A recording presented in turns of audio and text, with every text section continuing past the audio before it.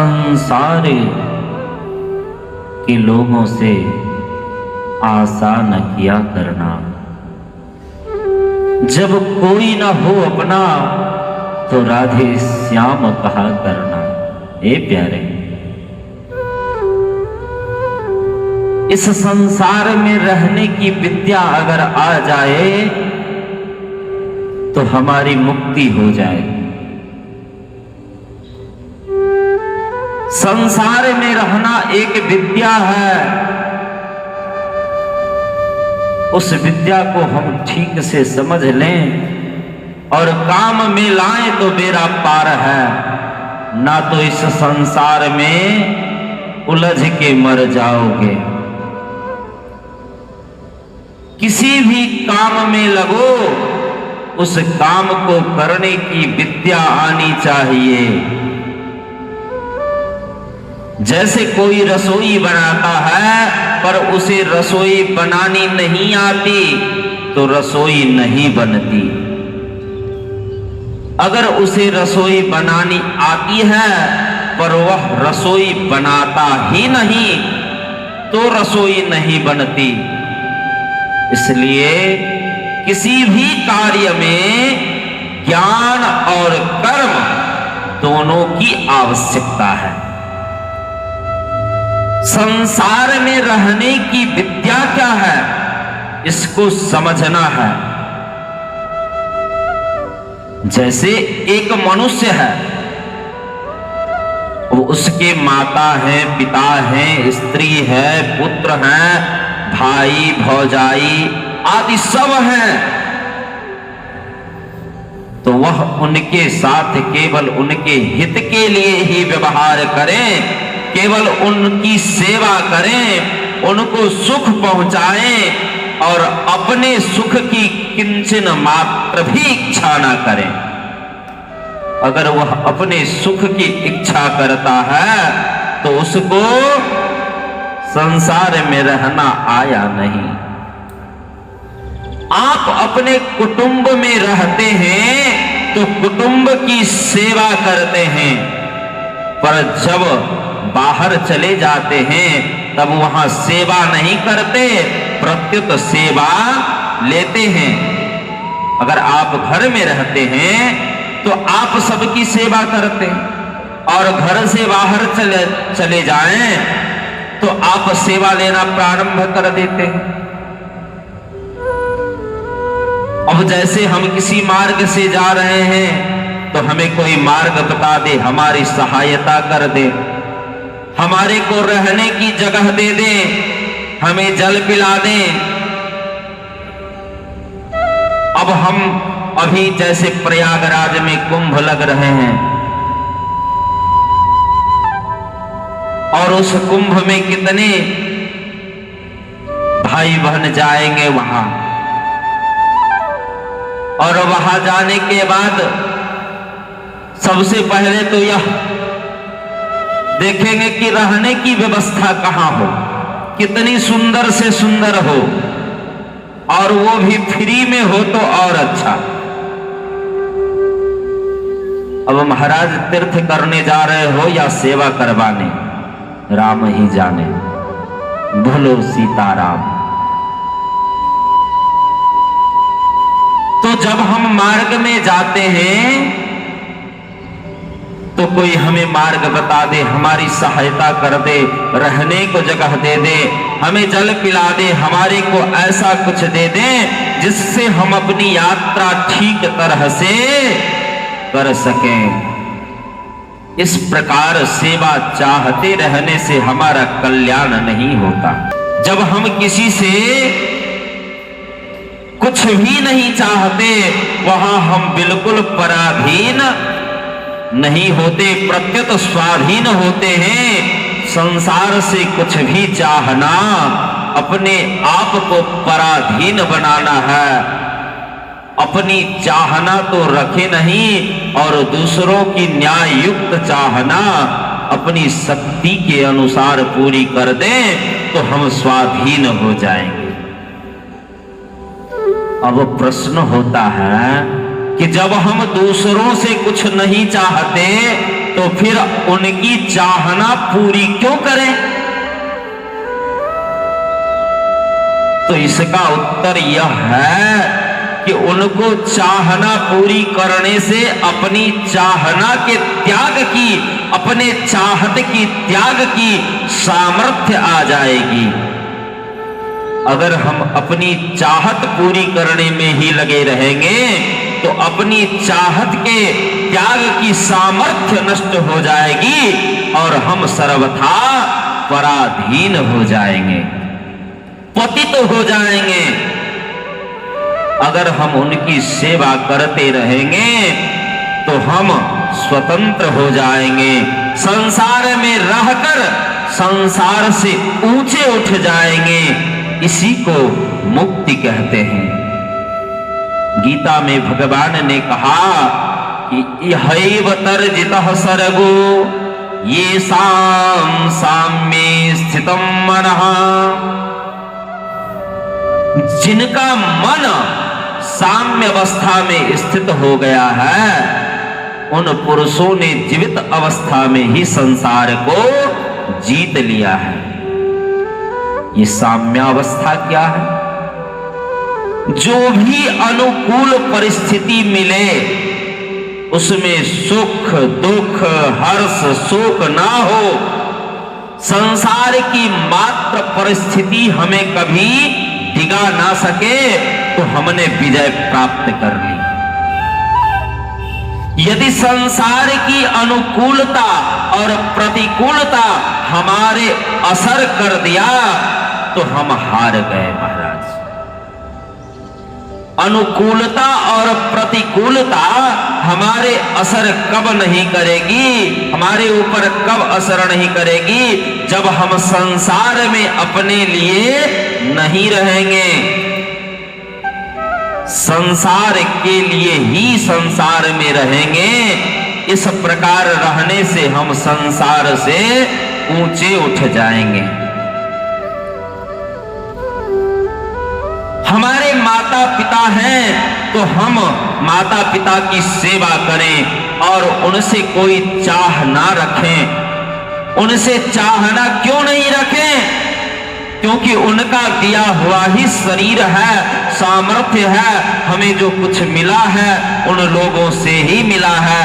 अतः उनसे मिले हुए शरीर, सामर्थ्य, समझ, सामग्री आदि द्वारा उनकी ही सेवा करनी है। उनसे मिली हुई वस्तु उनको ही देनी है। देने के लिए ही हमें रहना है, लेने के लिए नहीं।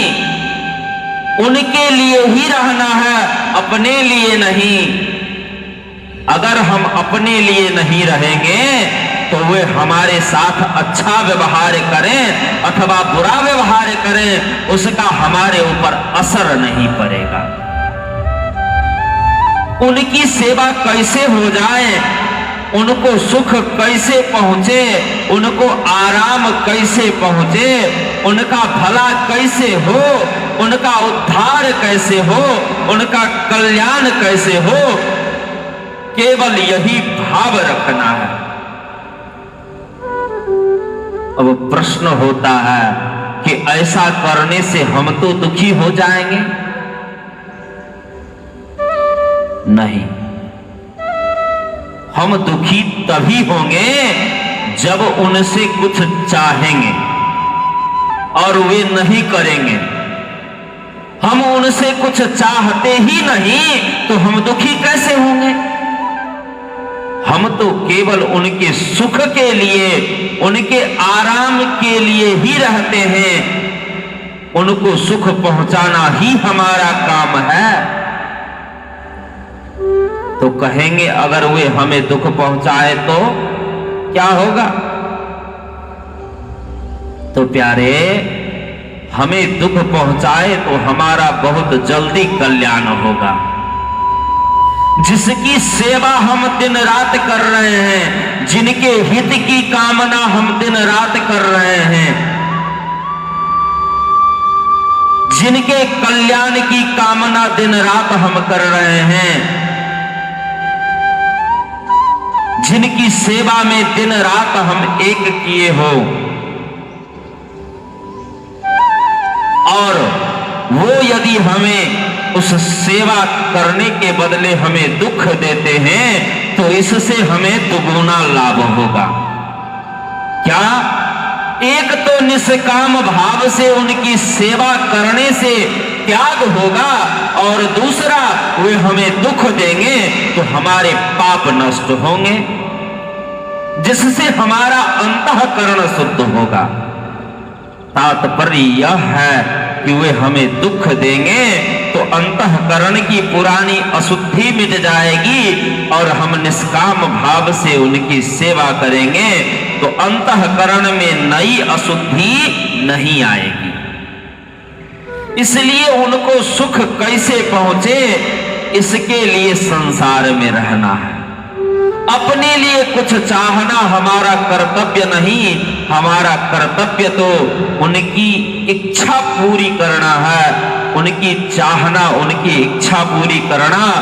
संसार के लोगों की इच्छा पूरी करने में दो बातों का ख्याल रखना आवश्यक है कि उनकी इच्छा, उनकी चाहना न्याय युक्त हो। ये नहीं कि हम किसी की सेवा कर रहे हैं, किसी की इच्छा की पूर्ति कर रहे हैं तो वो कहे कि किसी को मार दो तो मार देना। नहीं, उसकी इच्छा, उसकी चाहत भी न्याय संगत होनी चाहिए, न्याय युक्त हो, पर उसको पूरी करना हमारे सामर्थ्य के बाहर की बात हो तो हाथ जोड़कर उनसे माफी मांग ले कि हम तो समर्थ नहीं, हमारे पास इतनी शक्ति नहीं, इसलिए आप माफ कर दो। अगर सामर्थ्य हो तो उनकी चाहत, उनकी इच्छा पूरी कर दें। इस प्रकार संसार में रहें। जो मुक्त होना चाहते हैं ना, कहते हैं कमल का पत्ता जल में रहता है पर वह जल से भींगता नहीं है। जैसे कपड़ा भींग जाता है वैसे वह भींगता नहीं, जल उसके ऊपर मोती की तरह लुढ़कता रहता है। ऐसे ही अगर वह संसार में अपने लिए ना रहकर केवल दूसरों के लिए ही रहेंगे तो हम भी कमल के पत्ते की तरह निर्लिप्त रहेंगे, संसार में फंसेंगे नहीं। इसलिए संसार में केवल दूसरों की सेवा के लिए ही रहे, उनसे मिली हुई चीज उनको ही देते रहें और बदले में कुछ भी लेने की इच्छा ना करें। उनकी सेवा करने से पुराना ऋण उतर जाएगा और उनसे कुछ भी लेने की इच्छा ना करने से नया ऋण पैदा नहीं होगा। अगर हम उनकी सेवा नहीं करेंगे तो उनका हमारे ऊपर ऋण रहेगा और उनसे चाहते रहेंगे कि ये नया ऋण हमारे ऊपर चढ़ता रहेगा। अब कोई आदमी अगर मर जाता है तो दुख होता है, और उस दुख में दो कारण है। एक तो उससे सुख लिया है पर सुख दिया नहीं है, और दूसरा उस आदमी से, उससे फिर सुख लेने की आशा रही आप। अगर हमने उससे सुख ना लिया होता तो उसके मरने पर दुख ना होता। और जो हमारा, क्योंकि इस संसार में रोज लाखों लोग मरते हैं लेकिन सबके मरने पर दुख नहीं होता। रास्ते से जा रहे होते हैं और कई लाश आ रहे होते हैं लेकिन उसे देखकर हमें कोई दुख नहीं होता, क्योंकि वो हमारे परिचय के नहीं होते हैं। जिसका हमारे साथ कोई संबंध नहीं है उसके मरने से हमें दुख नहीं होता। जैसे 90 या 100 वर्षों का बहुत बूढ़ा आदमी मर जाए तो उससे दुख नहीं होता। क्यों? कि लोग तो यहां तक कहते हैं कि उनका मरना विवाह जैसी बात है, बड़े आनंद की बात है। कारण क्या है? क्या अब उससे सुख की कोई आशा नहीं रही? वह किसी तरह की सेवा करेगा, हित करेगा, यह आशा नहीं रही, इसलिए उसके मरने का दुख नहीं होता। परंतु 20-25 वर्ष का जवान आदमी मर जाता है तो बहुत दुख होता है, क्योंकि उससे और सुख की मिलने की आशा है। आशा ही दुखों का खास कारण है।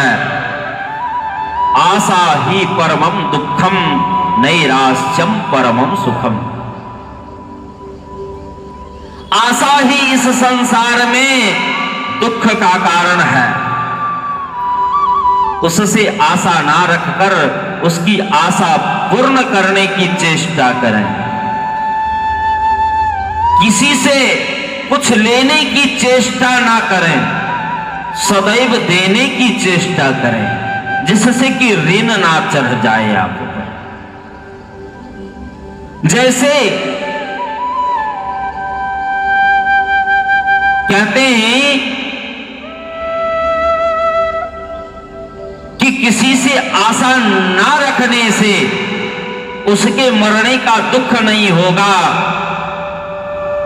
जैसे कि 15 वर्ष की अवस्था से बीमार हुआ और 25 वर्ष का हो गया, वैद्यों ने, डॉक्टरों ने, सबने जवाब दे दिया यह अब जी नहीं सकता, यह तो अब मरेगा। हमने 10 वर्ष उसकी सेवा कर दी, उससे लिया कुछ नहीं और कुछ लेने की आशा भी नहीं, तो उसके मरने पर दुख नहीं होगा। कारण कि दुख उसके मरने का नहीं है, हम उससे जो सुख चाहते हैं उसी का फल दुख है। संसार में हम रहें पर संसार से सुख की चाहत ना रखें, प्रत्युत सुख देते रहें, सेवा करते रहें, पर सेवा लेने की चाहना भीतर से बिल्कुल उठा दें, तो ही बंधन समाप्त होगी। कोई हमारी सेवा करेगा तो हम सुखी हो जाएंगे, यह उल्टी बुद्धि है। सेवा लेने से तो हम ऋणी हो जाएंगे, सुखी कैसे हो सकते हैं? पापी आदमी की तो मुक्ति हो सकती है, पर ऋणी आदमी की मुक्ति नहीं हो सकती।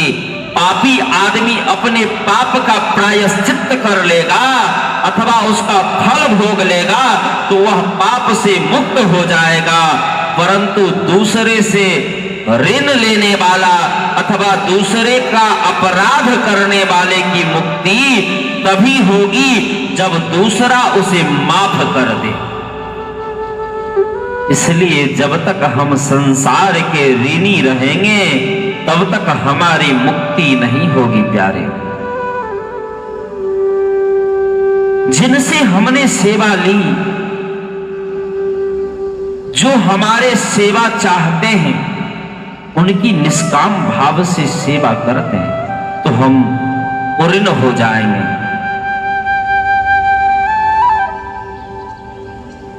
अब कहिए कि हम जिनकी सेवा करेंगे वे ऋणी हो जाएंगे, तो वे ऋणी नहीं होंगे, क्योंकि हम उनकी सेवा निष्काम भाव से करते हैं। यदि आपकी सेवा कोई निष्काम भाव से करे तब आप ऋणी नहीं होंगे, और यदि आपका कोई सेवा कर रहा है और उसके मन में आपसे कुछ सकाम है, उसका कोई भावना आपसे जुड़ा है कि कुछ चाहिए, कुछ चाहत है, तो आप ऋणी हो जाएंगे, क्योंकि वो किसी ना किसी चाहत से आपकी सेवा कर रहा है, और जब तक उसकी चाहत पूरी नहीं होगी तब तक आप ऋणी नहीं होंगे।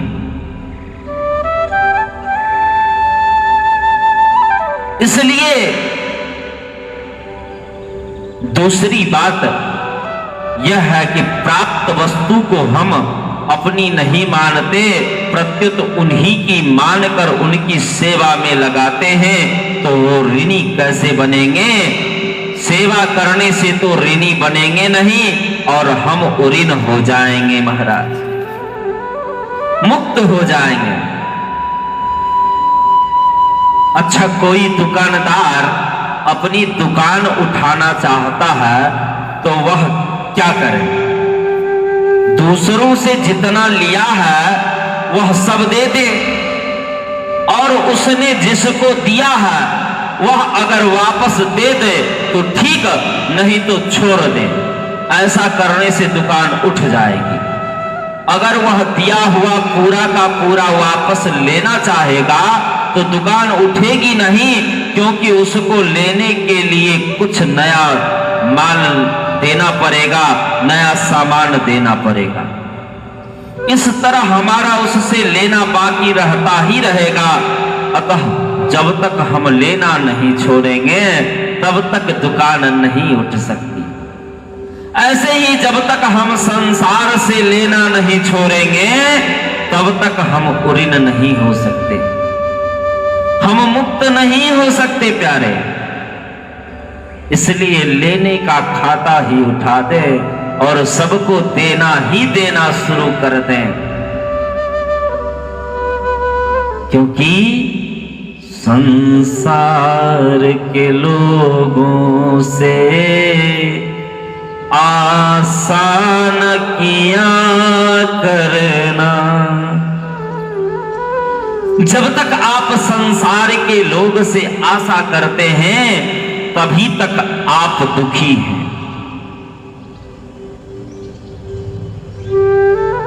यहां तक कि माता पिता को भी देना है, स्त्री पुत्र को भी देना है, भाई भौजाई को भी देना है, पति को भी देना है, सास ससुर को भी देना है, देवर जेठ को भी देना है, देवरानी जेठानी को भी देना है, सबको देना है, सबकी सेवा करनी है और लेना बदले में कुछ नहीं है। तो प्यारे, जहां लेने की इच्छा हुई वही फंसे। एक ग्रामीण कहावत है, गरज गधाने पाप करे। अर्थात किसी को अगर आपसे कोई आशा है ना, किसी से किसी को कुछ आशा रहता है ना, तो वो चाहे कैसा भी आदमी हो उसे अपना बना लेता है। अर्थात गरज पर गधे को भी बाप बना लेता है, और गरज मिट गई, इच्छा पूर्ण हो गई तो आदमी को इतना नीचा उतरना पड़ता है कि गधे की भी गुलामी करनी पड़ती है। अगर लेने की इच्छा ही नहीं हो तो हम भगवान के भी गुलाम नहीं होते। एक विचित्र बात है, ध्यान दें। हम भगवान के भक्त तो होते हैं पर गुलाम नहीं होते। परंतु कब? जब हम भगवान से कुछ भी लेना नहीं चाहते, तो भगवान से कुछ भी लेना नहीं चाहते उन भक्तों के लिए भगवान कहते हैं कि मैं तो हूं भगतन को दास, भगत मेरे मुकुट मणि। गीता में भगवान ने कहा है कि अर्थार्थी, आर्त, जिज्ञासु और ज्ञानी, इन चारों प्रकार के भक्तों में ज्ञानी अर्थात प्रेमी भक्त श्रेष्ठ है। उस ज्ञानी भक्त को मैं अत्यंत प्रिय हूं और वह भी मेरे को अत्यंत प्रिय है। चारों प्रकार के भक्त बड़े उदार हैं, परंतु ज्ञानी भक्त तो मेरा स्वरूप ही है। ज्ञान से मतलब है प्रेम का। कारण यह है ना प्यारे कि ज्ञानी भक्त भगवान से कुछ नहीं चाहता। जो अर्थार्थी होता है ना, अर्थार्थी अर्थ को ढूंढता है। आर्त और जिज्ञासु तो भगवान से कुछ ना कुछ चाहते हैं, वे चाहते हैं तो भगवान के यहां कोई घाटा थोड़ी ही है। वे धन भी दे सकते हैं, दुख भी दूर कर सकते हैं, तत्व ज्ञान भी दे सकते हैं, उनमें देने की सामर्थ्य तो पूरी है, इसीलिए तो वह भगवान है। परंतु उन चाहने वाले भक्तों का दर्जा कम हो गया। जब भी आपने भक्ति के बदले कुछ मांग लिया ना, तो जहां मांगने की बात आ जाती है ना, तो वहां आपकी श्रेष्ठता कम हो जाती है। भगवान कहते हैं कि मैं तो देता रहूंगा, अप्राप्त की प्राप्ति और प्राप्त की रक्षा मैं करूंगा, परंतु तू चाहना मत कर, क्योंकि निर्योग क्षेम आत्मवान भव। गीता में भगवान ने कितनी बढ़िया बात कही कि ना चाहने से प्रेम होता है, परंतु चाहने से प्रेम नहीं होता है, प्रत्युत बंधन हो जाता है। अगर आप चाहेंगे कि कोई हमसे प्रेम करें तो प्रेम नहीं होता, वह प्रेम तो बंधन बन जाता है। और ना चाहते हुए भी अगर आपको प्रेम मिल जाए तो वो आत्म कल्याण का कारक बन जाता है। दोनों एक दूसरे से चाहते हैं तो दोनों ही ठग हैं, दोनों ठगों में ठगाई नहीं होती। यदि एक साथ दो ठग मिल जाए तो एक दूसरे को क्या ठगेंगे, क्योंकि जितनी चाल उसे पता उतनी चाल दूसरे को भी पता है। तो इसलिए दो ठगों में ठगाई नहीं होती।